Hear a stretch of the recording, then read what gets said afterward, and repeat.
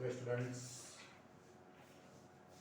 Last લેક્ચરમાં આપણે સ્વાધ્યાય 1.1 ના 9 દાખલા સુધી થયા હતા. બરાબર. આજે આપણે પહેલા 10મા દાખલાથી સ્ટાર્ટ કરીએ. એમાં તમને ક્વેશ્ચન કંઈક આ ટાઈપનો છે કે સંમિત હોય પરંતુ સ્વવાચક કે પરંપરિત ના હોય, અને પાંચમાના એન્ડમાં લખ્યું તેવા સંબંધોના ઉદાહરણ આપો. એટલે 5 એવા સંબંધ દર્શાવવાના છે એમની કન્ડિશન પ્રમાણે. બરાબર છે. તો સૌથી પહેલો સવાલ છે સંમિત હોય, સ્વવાચક કે પરંપરિત ના હોય. ચાલો, સંમિત હોય એટલે આપણે પહેલો સંબંધ 1 to 2 લખી દઈએ. બરાબર. આ તો આપણે એક એક્ઝામ્પલ જોયું. હવે આમાં આ કોઈ પણ રીતે સ્વવાચક તો નથી. કેમ નથી? કારણ કે 1 1 1 1 2 2 અને 3 3 નથી. બરાબર છે.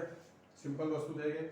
પરંપરિત પણ નથી કે જો આ AB અને આ BC હોય, બરાબર, આ AB અને BC હોય તો AC બરાબર કેટલા મળે? 1 1. તે પણ આમાં સમાવેશ થતો નથી. માની લઈએ કે 2 1 પહેલા લઈએ અને 1 2 પછી લઈએ, બરાબર. તો આ AB અને BC બેસે છે તો AC બરાબર કેટલા મળે? 2 2. તે પણ આપણે સંબંધમાં લખેલા નથી. તો એક એક્ઝામ્પલ આપણે લખેલું છે 1 2 2 1, જે ફરીથી હું જોઈ લઉં, જે સંમિત છે, જે સંમિત છે પણ સ્વવાચક કે પરંપરિત નથી. ચાલો આગળ જઈએ. બીજો કેસ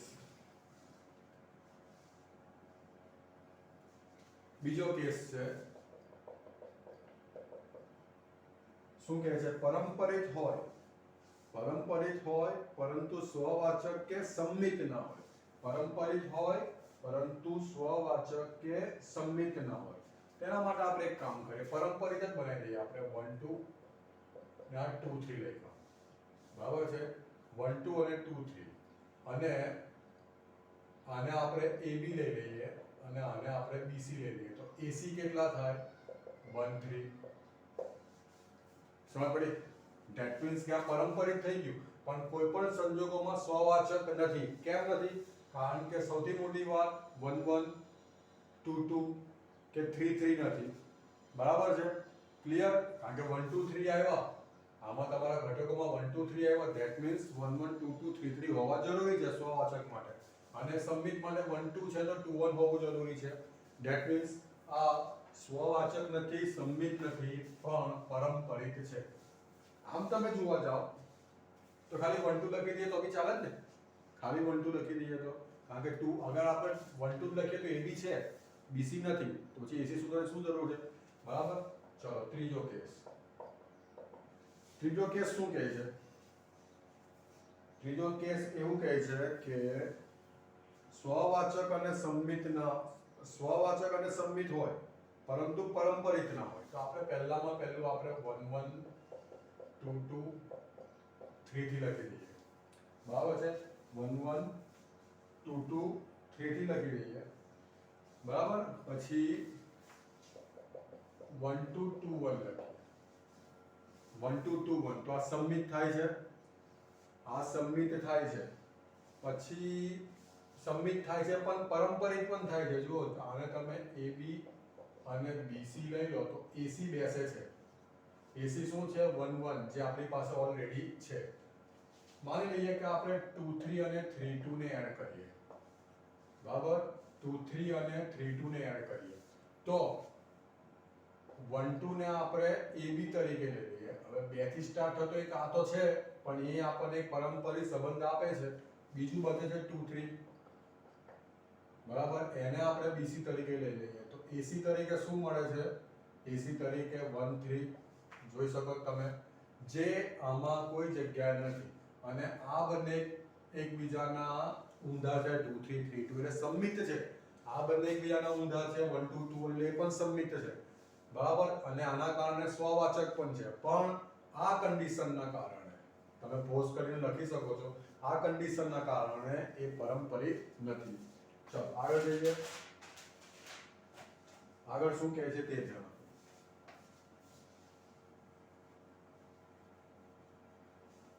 ઓલરાઈટ. એના પછી છે સ્વવાચક અને પરંપરિત હોય. સ્વવાચક અને પરંપરિત હોય પણ સંમિત ના હોય, બરાબર છે? તો એના માટે છે સ્વવાચક માટે આપણે ધારો કે 1 2 3 ની વાત કરીએ તો 1 1 2 2 3 3 એટલા ત્રણ ઘટક જો સફિશિયન્ટ છે સ્વવાચક માટે, બરાબર? પછી આપણે લઈ લઈએ શું કહે છે એ લોકો કે સ્વવાચક અને પરંપરિત હોય પણ સંમિત ના હોય, તો આપણે 1 2 લઈ લઈએ, 1 2 લઈ લઈએ, 2 3 લઈ લઈએ. 1 2 છે તો આને આપણે AB બનાવ્યું, તો BC માટે આપણે 2 3 લઈ લઈએ, બરાબર છે? તો એના માટે તમારી પાસે 1 3 હોવું જોઈએ. ફરીથી ક્વેશ્ચન શું છે? સ્વવાચક અને પરંપરિત હોય પણ સંમિત ના હોય, બરાબર છે? તો આ તમારું થઈ ગયું, જુઓ AC બેસી ગયું, સીધું જ 1 3, બરાબર? પણ સંમિત ના હોય, સંમિત ના હોય એટલે 1 2 નું 2 1 નથી, 2 3 નું 3 2 નથી અને 1 3 નું 3 1 નથી, એટલે સંમિત નથી. પણ આ ત્રણના કારણે સ્વવાચક તો થઈ ગયું અને આ ત્રણના કારણે પરંપરિત છે.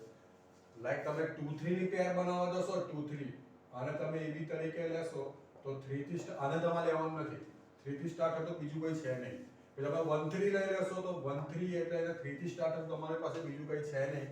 ધેટ મીન્સ તમારે ખાલી આના માટે જ, આ બે માટે જ ચેક કરવાનું હતું, બરાબર? આ બેમાં ખાલી AB છે પણ BC નથી, ધેટ મીન્સ એ પરંપરિત છે, જેમાં સ્ટુડન્ટ્સને ઘણું કન્ફ્યુઝન થાય છે. ચાલો આગળ વધીએ. આગળ શું કહે છે? સંમિત અને પરંપરિત હોય, સંમિત અને પરંપરિત હોય પણ સંમિત છે, ચલો સંમિત છે, 1 2 ને 2 1 લઈ લીધું. સંમિત અને પરંપરિત હોય પણ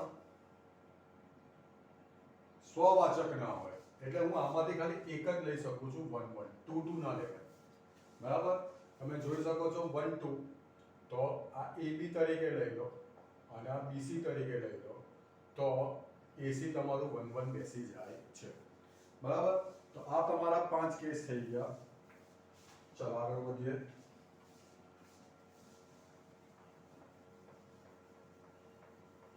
અગિયારમો ક્વેશ્ચન જોઈએ.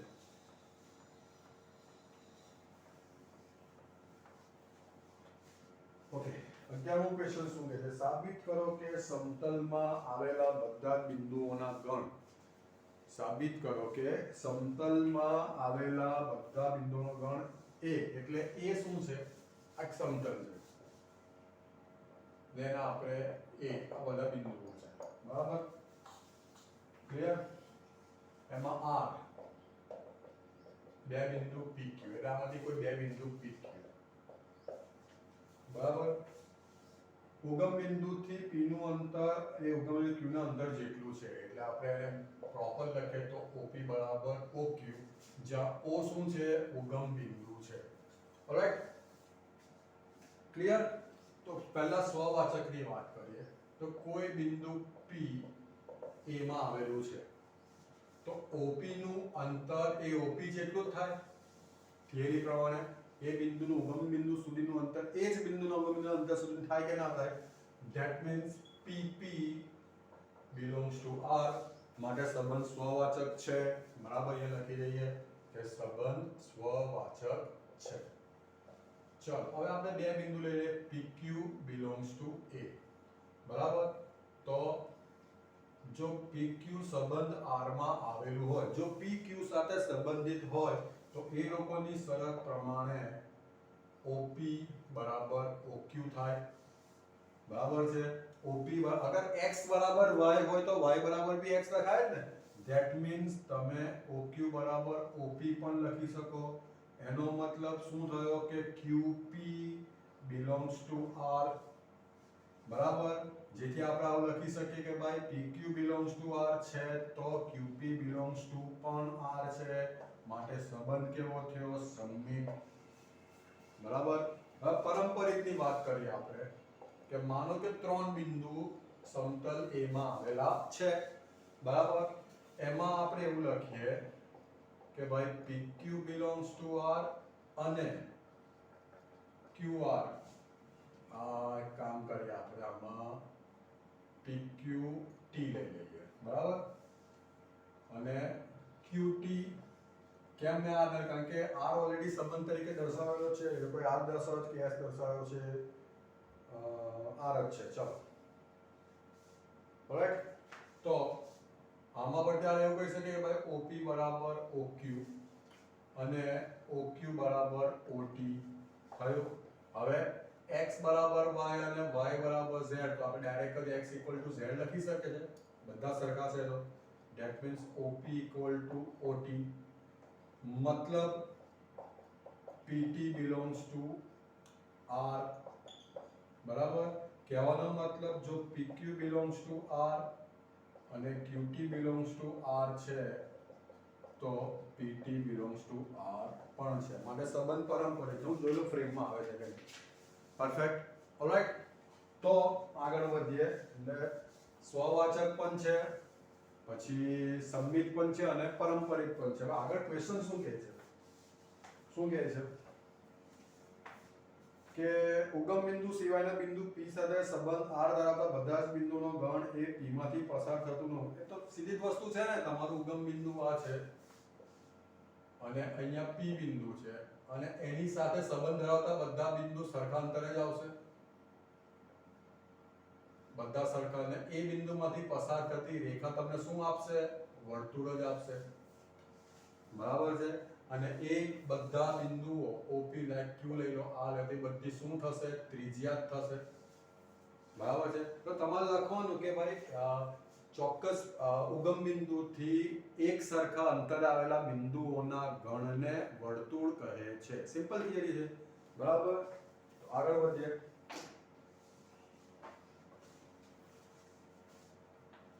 ચલો આગળ જઈએ.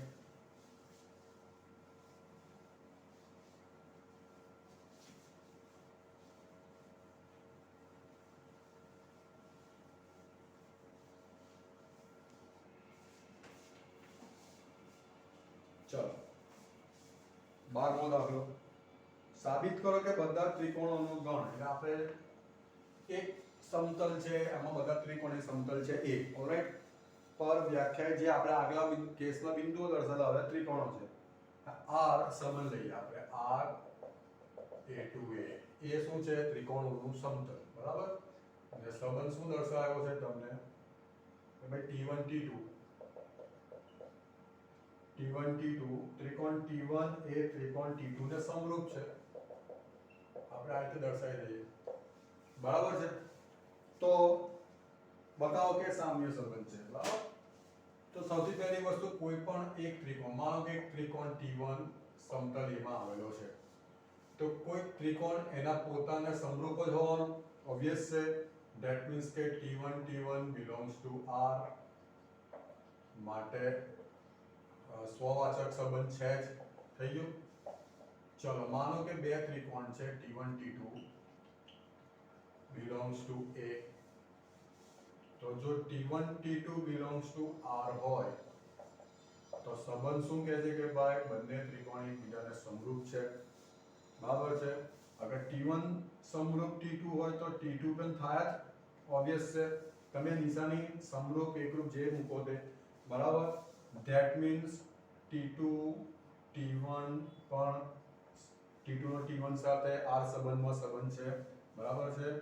મતલબ આપણે ડાયરેક્ટ લખી શકીએ કે ભાઈ T1 T2 belongs to R હોય તો T2 T1 પણ belongs to R છે.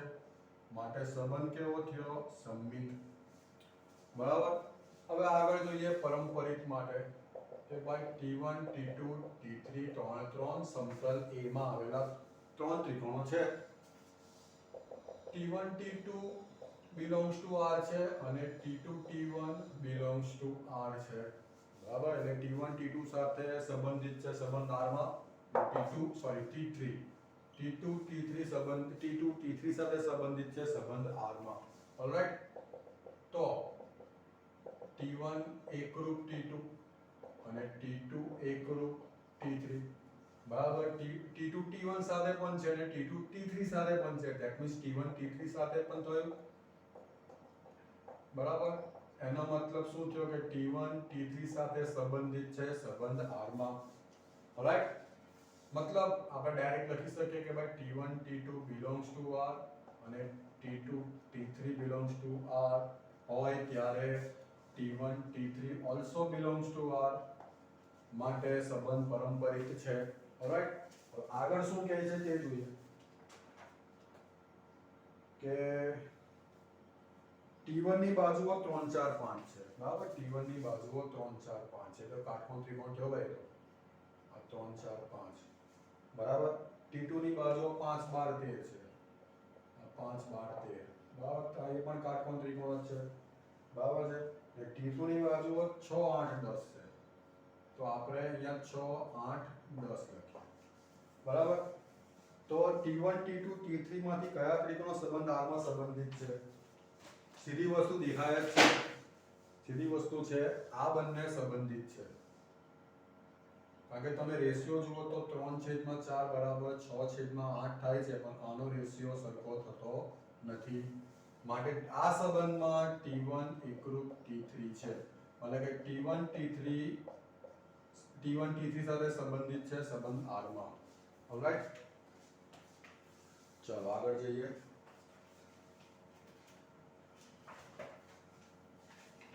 ઓકે, આગળ શું કહે છે તે જોઈએ. પહેલા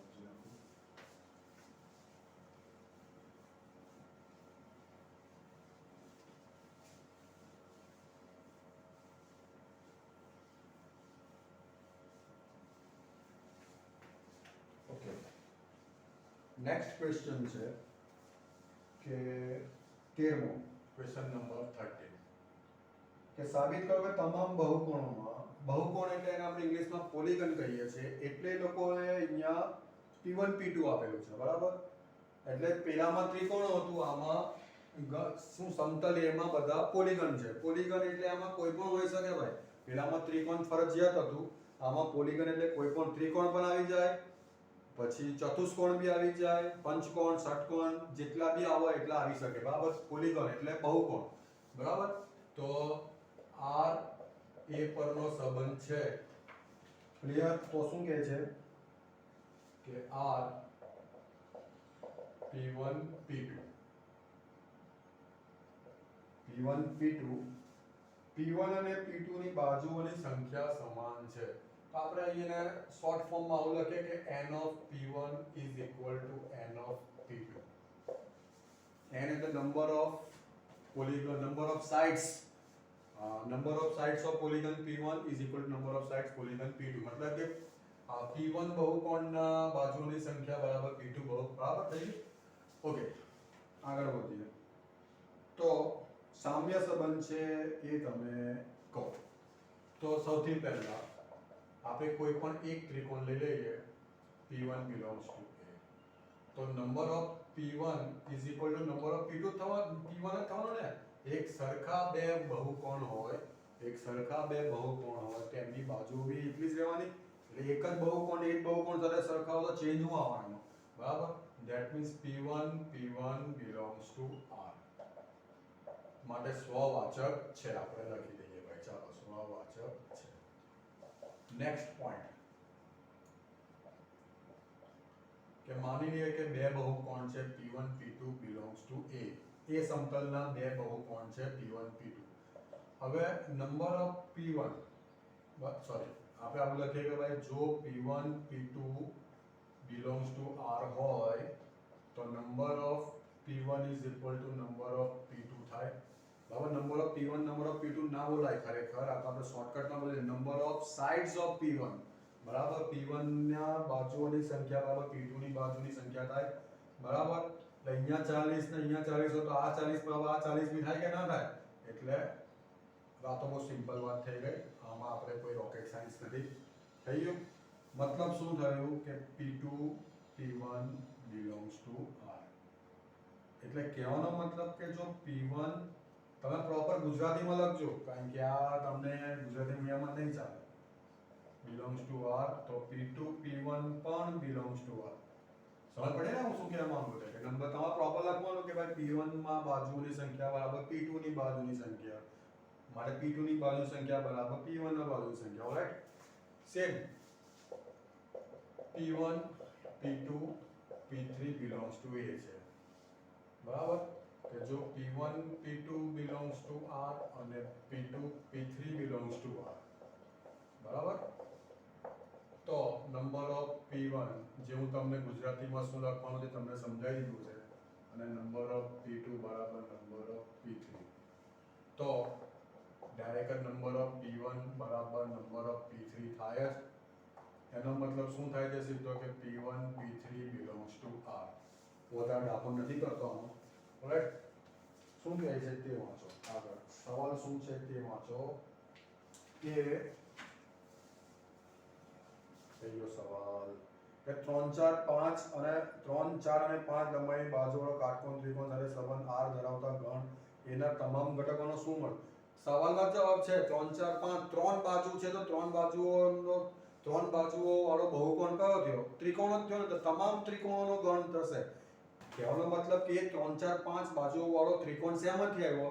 ઘણા બધા ત્રિકોણોના ગણમાંથી જ આવ્યો ને. તો જવાબમાં શું આવશે? ડાયરેક્ટ લખી દેવાનું કે ભાઈ 3 4 5 ની 3 4 5 લંબાઈની બાજુવાળો કાટકોણ ત્રિકોણ એ ત્રિકોણોનો શું કહેવાય, ત્રિકોણોના સાથે સંબંધ R ધરાવતા ગણ એના તમામ ઘટકોનો સૂત્ર. એ 3 4 5 લંબાઈવાળો બાજુવાળો કાટકોણ ત્રિકોણ એ ત્રિકોણ સાથે સંબંધ ધરાવવાનો ને, કારણ કે બાજુઓ સરખી કેટલી છે એની. આપણો સવાલ કયા ઇન્ટેન્સમાં આપ્યો તમને કે ભાઈ બાજુઓ સરખી, બરાબર. તો એની ત્રણ બાજુઓ છે તો સરખી એના જેટલી બાજુઓ તો ત્રિકોણોમાંથી જ મળવાની જ ને, કે પંચકોણ કે ષટકોણમાંથી થોડું મળવાનું છે. તો એક જે જવાબ છે કયા ગણ સાથે સંબંધિત થશે? તો ત્રિકોણોના ગણ સાથે સંબંધિત થશે. ઓલરાઈટ, આગળ વધીએ. 14મો દાખલો.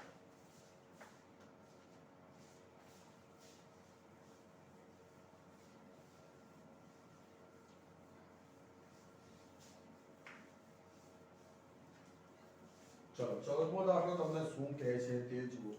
કે XY સમતલની બધી જ રેખાઓનો ગણ L લો, બરાબર.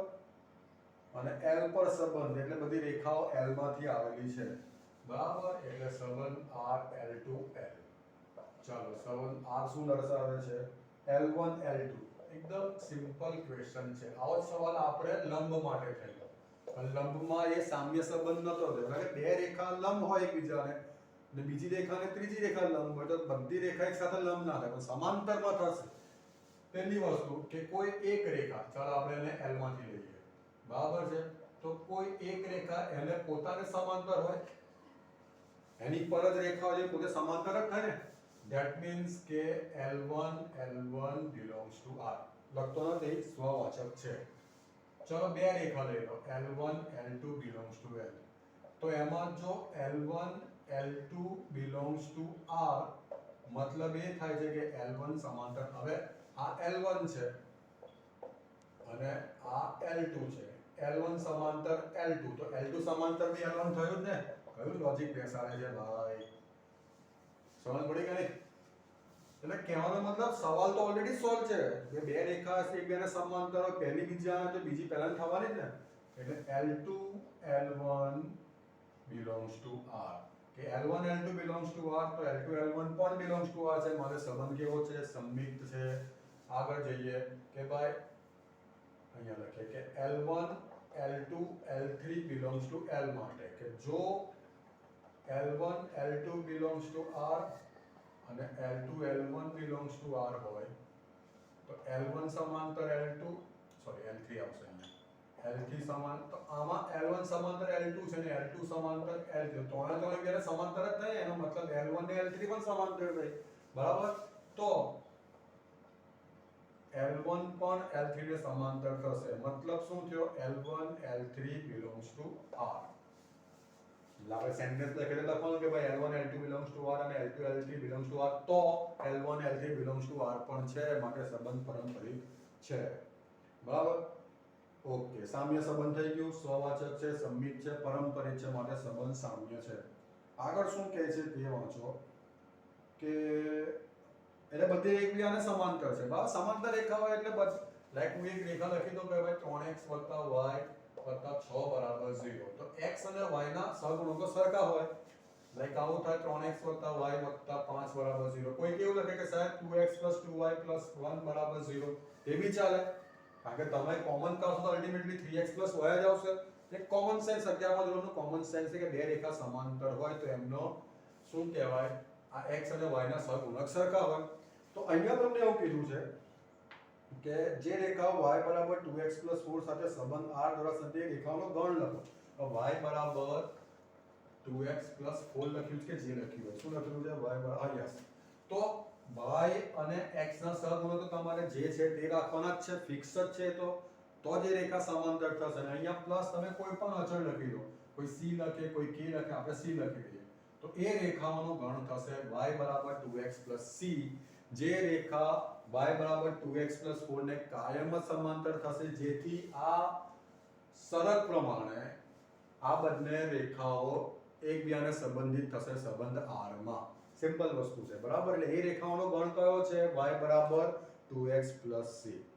બરાબર. ચલો 15મો દાખલો જે તમારો છે MCQ.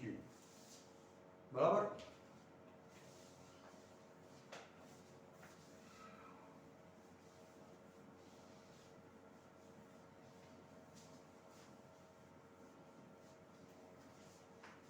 ઓકે ગણ 1 2 3 4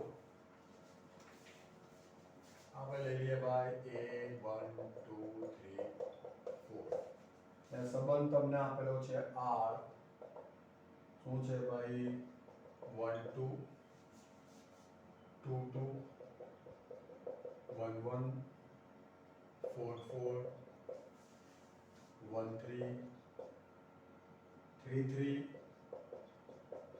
અને 3 2 દ્વારા આપેલ છે. તો ચાર ઓપ્શન છે કે આ રે સ્વવાચક અને સંમિત છે પણ પારંપરિક નથી. બરાબર. આપણે જોઈ લઈએ ત્રણ માંથી કયું છે ને કયું નથી. સ્વવાચક માટે તમારી પાસે છે 1 1 2 2 3 3 અને 4 એટલે સ્વવાચક છે. એટલે કેવું ઓપ્શન શોધો કે જેમાં સ્વવાચક છે. ચલો એટલે સી તો નથી, કારણ કે આ સ્વવાચક ઓલરેડી છે. હવે સંમિત માટે આપણે આ ચાર તો પાસ થઈ ગયા. ચલો 1 2 છે એટલે AB છે પણ BC નથી. AB છે પણ BC નથી. બરાબર.